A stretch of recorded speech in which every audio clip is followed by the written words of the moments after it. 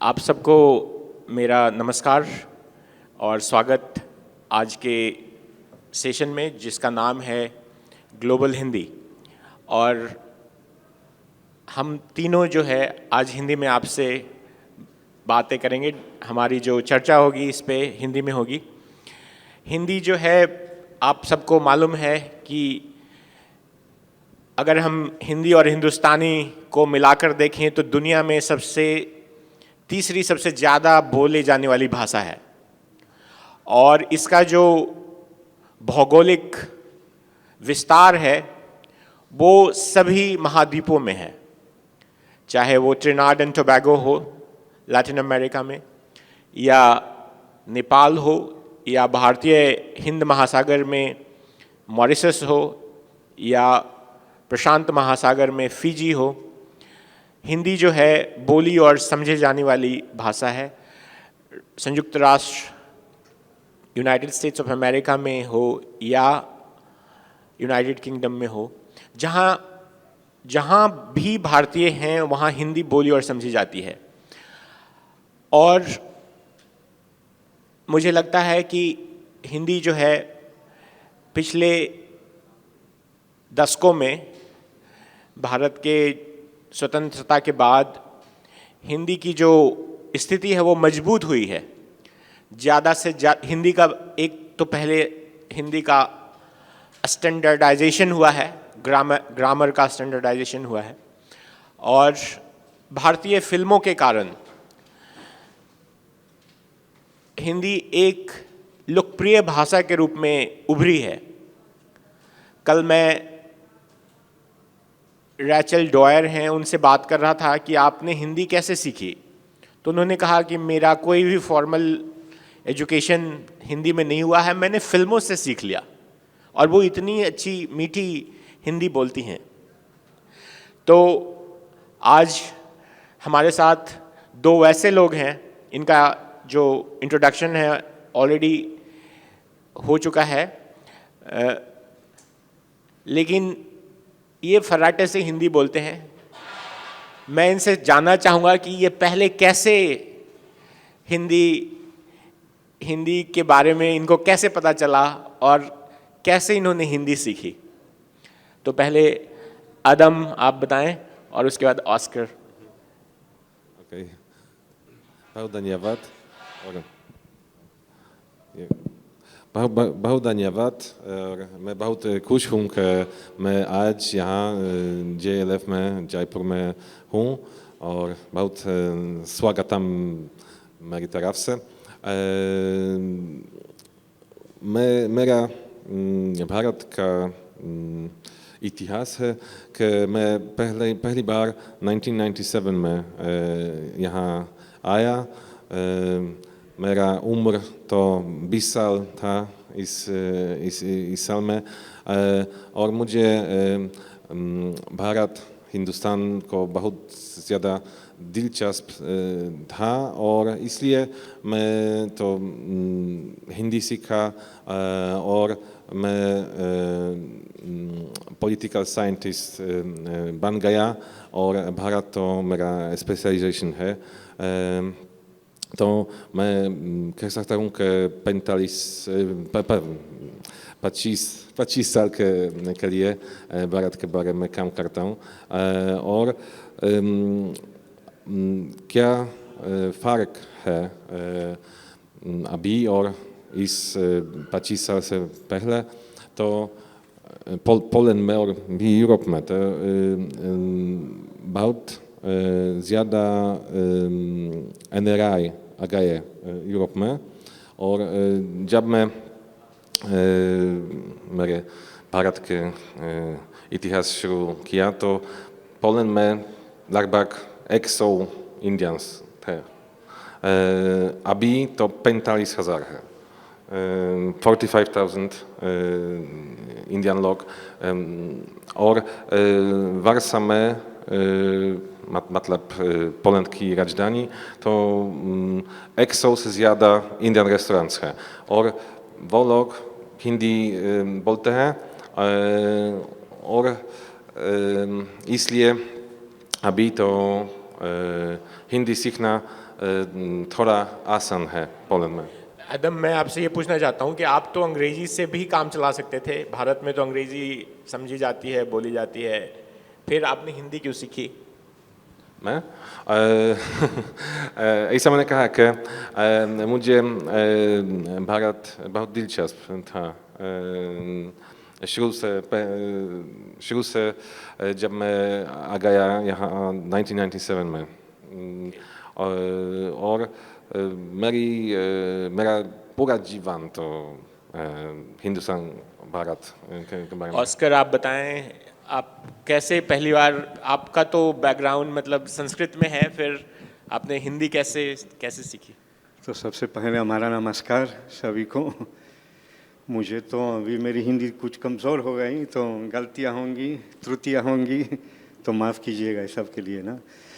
अब तो सही कहा, मैं तो संस्कृत से हिंदी में आ गया था, तो पहले मेरी रुचि संस्कृत में थी।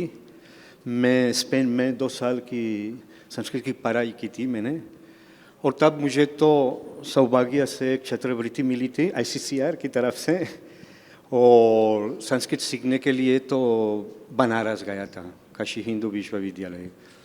और मुझे उस समय लगा था, क्योंकि मेरी थोड़ी सी संस्कृत की जानकारी थी, मुझे लगा कि वाह, संस्कृत तो इतना कठिन भाषा है कि हिंदी सीखनी बहुत सरल होगा।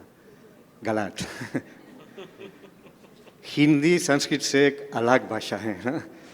इनकी हिंदी की 3 धाराएं हैं, संस्कृत जो देशी भाषा, पर्शियन और अरबी भी हैं।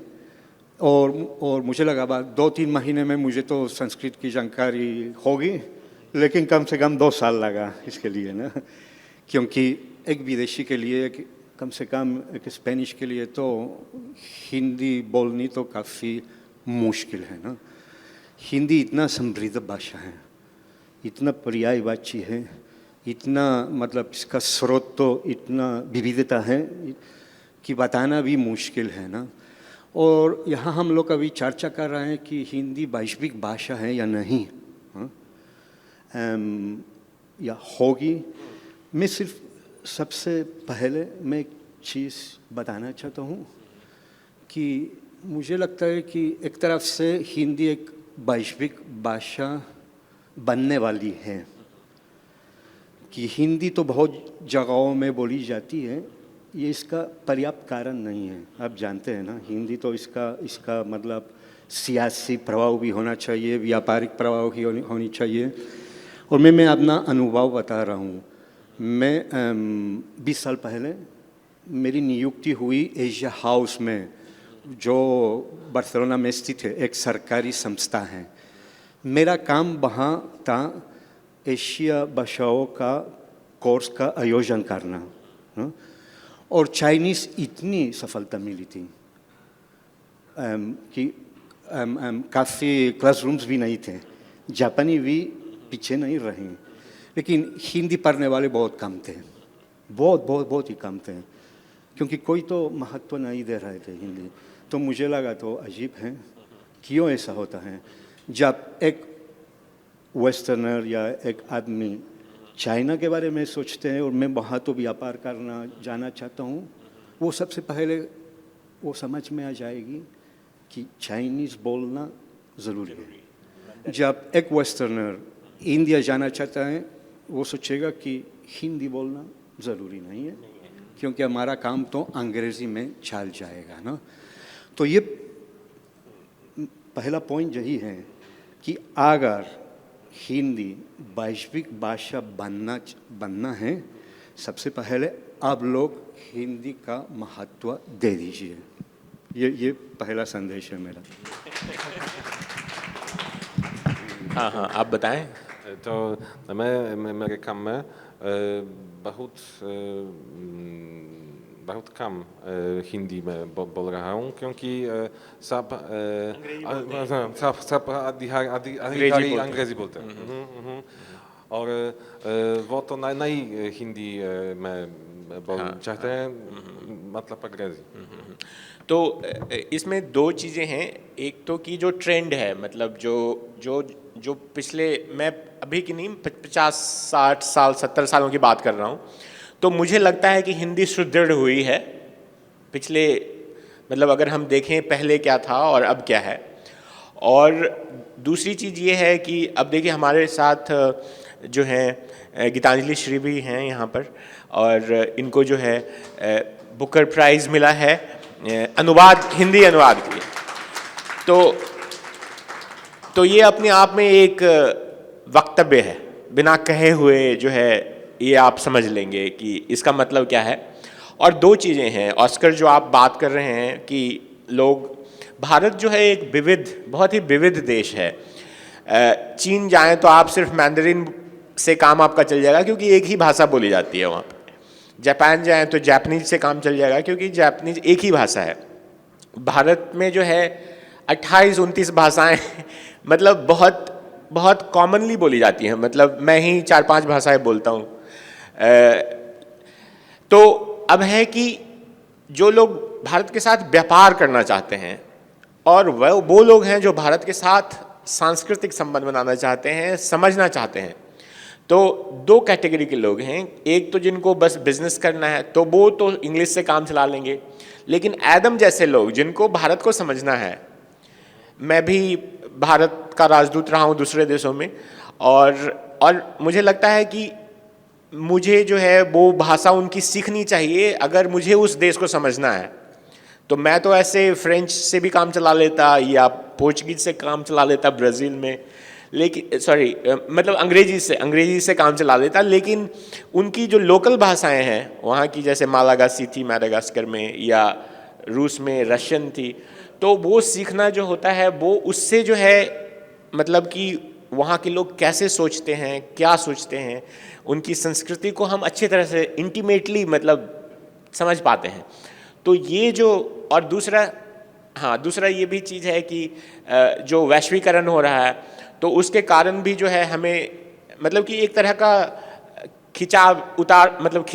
खींचतान है। तो इस पे आप अगर जल्दी मतलब अपने राय बताएं कि कैसे इसको बैलेंस किया जाए।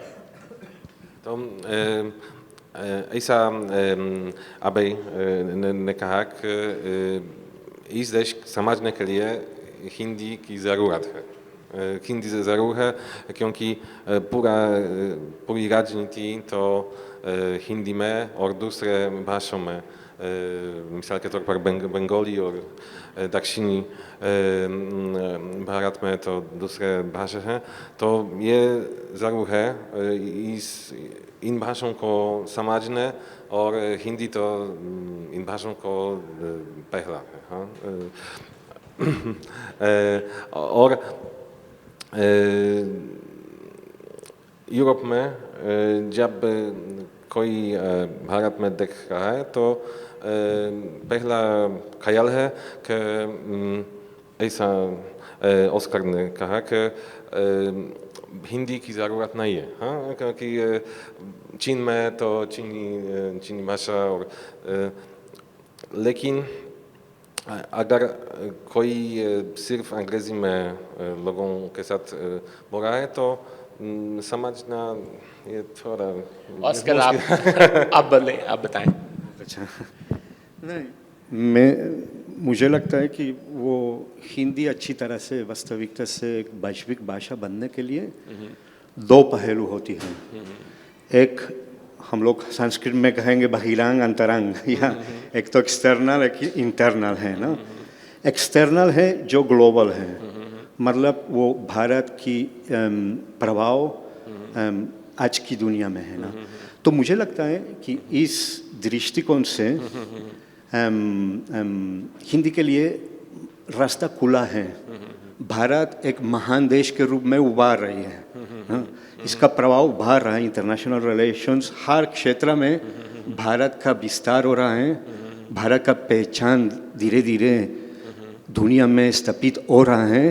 तो और आर्थिक वृद्धि भी हो रही है भारत में। तो ये सब तो बहुत इम्पोर्टेंट है, मतलब कि एक्सटर्नली हिंदी के लिए रास्ता खुला है। लेकिन तब तो एक निजी प्रॉब्लम है, जैसे मैंने बताया था ना, कि यहाँ तो और महत्व देना चाहिए। मैं अभी तो 7 साल बाद मैं वापस भारत आया था और मुझे एक बदलाव देखा था ना, एक परिवर्तन आया कि आजकल तो हिंदी का इज्जत भारत में भर गई है और ये बहुत अच्छी बात है, ये बहुत अच्छी बात और ये बहुत ज़रूरी है कि इंडियन पॉलिटिशियन जब बाहर जाते हैं अपने भाषा हिंदी या दूसरी भारतीय भाषाओं में दे दिया जाए, ये बहुत अच्छा मैसेज है दुनिया के लिए ना। हाँ, और एक बात और मैं कहना चाहता हूँ कि हिंदी मतलब कि भारत की जो आंतरिक जो स्थिति है वो हिंदी का मतलब ये नहीं है कि आपको सिर्फ हिंदी ही सीखना है। इसमें सभी अपनी अपनी मातृभाषा बोलें, मेरी मगही है मैं मगही बोलूँ, मैं भोजपुरी बोलूँ, आप तमिल बोलें, आप गुजराती बोलें, लेकिन जो है सभी भाषाएं बोलें, लेकिन हिंदी जो है वो एक तरह से वो भी साथ साथ चले। एकदम जब मैं हिंदी बोलता हूँ मैं तमिल भी इसमें सोचता हूँ, हर एक भारतीय भाषा। लेकिन ये भी सच है कि हिंदी का स्टेटस कुछ अलग है। मैं बंगलौर जाता हूँ, मेरा बिजनेस तो हिंदी में होता है, केरल में भी होता है, गोवा में भी होता है, हर जगह में होता है। एक बात है। हाँ, तो पिछले साल में जब रूस ने हमले किया यूक्रेन के खिलाफ, तो तकरीबन 6,000 इंडियन स्टूडेंट्स यूक्रेन से भाग गए पोलैंड टेरिटोरी से और हम उनको बहुत सहायता दे दिए और हम भी एक हिंदी स्लोगन किया कि पोलैंड सहायता के लिए सदैव तत्पर, और ये बहुत अच्छा था और ये ऑपरेशन गंगा बहुत बड़ा सक्सेस है। एंड सो हमारे देशों भी थोड़ा